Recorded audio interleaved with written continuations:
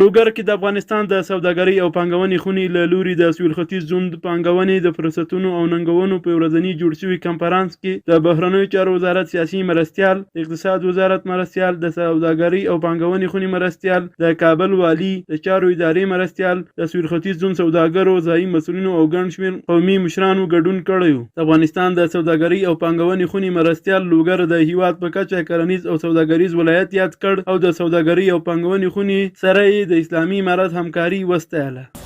د امارت پر راتلو سره په دا 2 کال کې تاسو ته به څو مهم شیان ووایم. زموږ په صادراتو کې د پام وړ بدلون راغلی دی. د صادراتو کې په دې د پام وړ بدلون راغلی دی، په 2 کاله د مخه زموږ صادرات چې وه 900 میلیونه ډالره وه، اوس سږ کال چې دي 2000 میلیونه دي، یعنې 3 برابره اضافه شوي دي.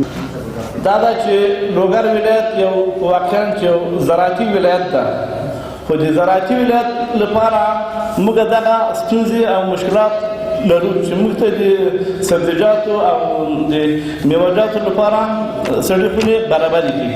د چارو ادارې مرستیال او د کابل والي اوسنی لاسته راغلی امنیت او سوداګرو ته رامنځته شوې اسانتیاوې د هیواد په تاریخ کې بېساري وبللې او سوداګرو ته د هر ډول همکارۍ او مرستې ډاډ ورکړ.